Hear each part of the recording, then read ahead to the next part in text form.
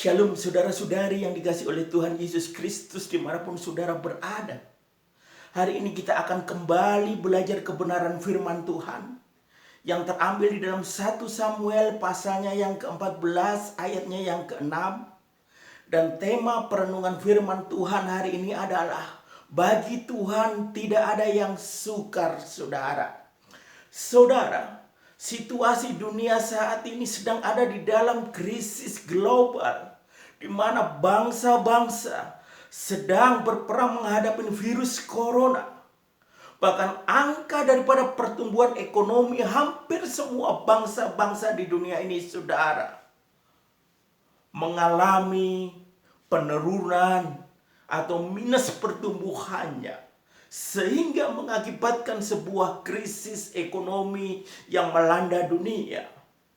Tetapi hari ini kita akan belajar saudara, situasi sulit apapun yang sedang terjadi di muka bumi, ketika kita sudah mengenal Tuhan Yesus Kristus, maka saya dan saudara akan mampu keluar dari kesukaran-kesukaran kehidupan yang kita alami.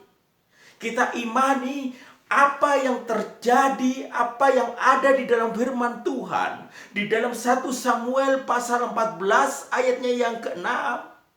Bagi Tuhan tidak ada yang sukar untuk menolong. Saudara, ini iman daripada Yonatan anak Raja Saul. Tentu apa yang menjadi iman daripada Yonatan, ini sungguh luar biasa kalau kita renungkan. Beda dengan ayahnya Raja Saul ketika ada dalam situasi sulit. Ketika pada waktu itu Israel sedang berhadapan dengan bangsa Filistin. Tentu bangsa Filistin memiliki pasukan yang lebih banyak dibandingkan pasukan Raja Saul maupun pasukan yang dipegang oleh Yonatan, saudara. Tetapi cara pandang yang berbeda antara Raja Saul dan anaknya Yonatan yang akan kita selidiki bersama. Kalau saudara baca di dalam 1 Samuel pasal yang ke-13, di sana diceritakan ketika Raja Saul melihat pasukan Filistin yang begitu banyak dan sudah dekat dengan pasukannya. Dan ketika pada waktu itu Raja Saul sudah mendapatkan pesan dari Nabi Samuel, saudara, bahwa selama waktu 7 hari itu Nabi Samuel akan datang kepada Raja Saul bersama pasukannya untuk menaikkan persembahan korban bakaran dan keselamatan ketika bangsa Israel akan menghadapi bangsa Filistin. Tetapi di dalam masa penantian yang 7 hari itu, saudara, Raja Saul menunggu dan Nabi Samuel belum datang menjumpai Raja Saul. Sehingga situasi inilah yang membuat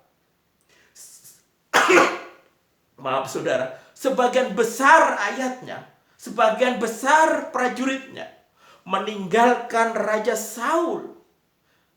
Situasi inilah yang membuat Raja Saul akhirnya mengambil alih tugas yang akan dilakukan oleh Nabi Samuel, sehingga Raja Saul mempersembahkan korban bakaran dan korban keselamatan itu.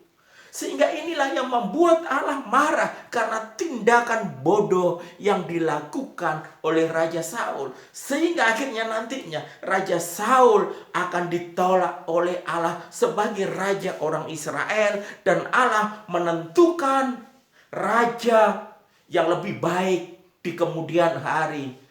Dan saudara dan saya tentu tahu penggantinya tentunya Raja Daud.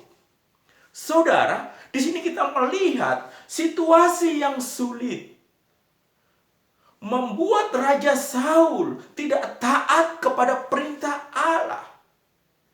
Sehingga dia mengambil keputusan atau tindakan yang bodoh, sehingga Tuhan marah, bahkan Tuhan menolak Raja Saul. Ini yang harus kita pelajari dan kita perhatikan ketika kita mengiring Tuhan Yesus Kristus. Jangan sampai ketika ada dalam situasi sulit, saya dan saudara mengambil tindakan bodoh, melanggar kebenaran firman Tuhan, hidup tidak sesuai dengan standar firman Tuhan. Tetapi yang kita renungkan hari ini di dalam 1 Samuel pasal 14 ayat ke-6, Yonatan hanya dengan anak buahnya yang membawa pedangnya, mereka sepakat untuk masuk ke tempat perkemahan orang Filistin. Dan mereka berdua memiliki iman yang begitu luar biasa. Bagi Tuhan tidak ada yang sukar untuk menolong, baik dengan pasukan banyak maupun pasukan yang sedikit. Saudara, Yonatan dengan anak buahnya ini sangat nekat. Bisa dikatakan bondo nekat. Berdua nekat memasuki markas daripada pasukan bangsa Filistin. Tetapi apa yang terjadi, saudara? Iman daripada Yonatan dan anak buahnya. Akhirnya Yonatan bisa membunuh pasukan bangsa Filistin sebanyak 20 orang. Dan inilah yang membuat sebuah kekacauan di kemah bangsa Filistin. Sehingga kegentaran dan ketakutan dari Allah menyertai untuk pasukan bangsa Filistin, sehingga terjadi kekacauan, sehingga akhirnya di antara prajurit itu saling bunuh satu dengan yang lain. Jadi sini sangat jelas, saudara. Jadi pertolongan dan kemenangan yang dialami oleh Yonatan bukan karena jumlah pasukannya, tetapi karena Tuhan yang berdaulat. Tuhan punya caranya sendiri untuk memberikan sebuah kemenangan untuk orang-orang yang beriman dan percaya kepadanya. Saudara yang dikasihi oleh Tuhan Yesus, saya tidak tahu apa yang menjadi kesukaran saudara saat ini. Apakah saudara bergumul tentang masalah kesehatan saudara? Apakah saudara bergumul masalah ekonomi saudara? Apa saudara bergumul tentang keluarga saudara? Tetapi kita imani seperti iman Yonatan, saudara. Bagi Tuhan tidak ada yang sukar untuk menolong apapun yang menjadi pergumulan permasalahan saudara. Walaupun saat ini dunia sedang dilanda krisis. Banyak orang di luar kita yang mengalami kesulitan ekonomi. Tetapi iman kita, Tuhanlah sumber berkat itu. Bagi Tuhan tidak ada yang sukar untuk menolong saya dan saudara, baik ekonomi saya dan ekonomi saudara. Walaupun situasinya sulit, tetapi Tuhan tetap pegang kendali. Tetapi tetap Tuhan berkuasa. Tuhan Yesus tetap mampu menolong. Walaupun dulunya saudara sebelum krisis, karena virus corona saudara mendapatkan penghasilan yang baik, saat ini pun saudara tetap bisa menerima berkat-berkat yang luar biasa, bahkan lebih banyak lagi kalau Tuhan memberkati kehidupan saudara. Situasi tidak membuat sukar bagi Tuhan untuk menolong pergumulan dan permasalahan yang saudara hadapi. Bagi Tuhan tidak ada yang sukar untuk menolong setiap anak-anaknya yang sedang menghadapi kesukaran-kesukaran kehidupan. Ini yang harus menjadi iman kita sebagai pengikut-pengikut Tuhan. Jangan seperti Raja Saul ketika ada dalam situasi sulit, imannya turun. Dia kecut hati, dia takut.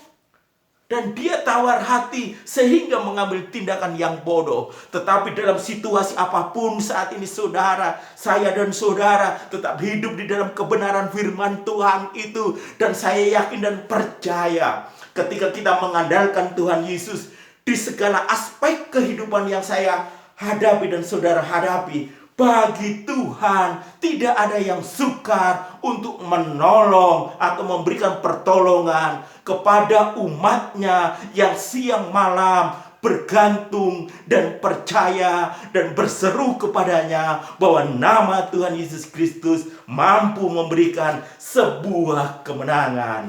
Nama Tuhan Yesus Kristus mampu memberikan mujizat kepada setiap anak-anak Tuhan. Saudara, apa yang menjadi pergumulan dan kesukaran kehidupan saudara? Mari kita imani bersama seperti apa yang diucapkan oleh Yonatan. Bagi Tuhan tidak ada yang sukar untuk menolong. Saudara, saya akan berdoa apa yang menjadi pergumulan permasalahan saudara. Bapa yang baik di dalam kerajaan surga, Tuhan, terima kasih atas kebenaran firman-Mu Tuhan. Engkau adalah Allah yang berdaulat, Allah yang berkuasa, Allah yang pegang kendali. Dan Tuhan mengetahui apa yang sedang dialami, apa yang sedang dialami oleh anak-anak-Mu yang mungkin saat ini sedang ada dalam kesukaran atau kesulitan kehidupan. Bapa, hamba memohon pertolongan-Mu.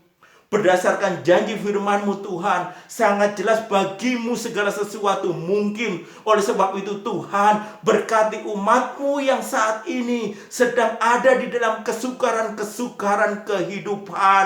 Engkau sanggup menolongnya Tuhan Yesus. Dan hamba yakin dan percaya pertolongan Kau berikan kepada setiap anak-anak-Mu yang senantiasa percaya dan mengandalkan Engkau, sehingga mereka akan mendapatkan pengenalan-pengenalan baru lagi bersama dengan Engkau Tuhan Yesus Kristus, bahwa Engkau mengasihi setiap umat-umat-Mu dimanapun mereka berada. Pergumulan mereka, kesulitan mereka, kesukaran mereka, Tuhan menolongnya. Terima kasih Tuhan, Engkau sudah menolong, Engkau sudah melepaskan mereka dari kesukaran-kesukaran yang sedang dihadapinya, sehingga mereka akan bersorak-sorai, mereka akan memuji mengagungkan Engkau dan bersaksi tentang Engkau Tuhan Yesus Kristus, bahwa di dalam nama-Mu Tuhan ada pertolongan dan tidak ada yang sukar bagimu untuk menyelesaikan masalah yang dihadapi oleh setiap anak-anak Tuhan.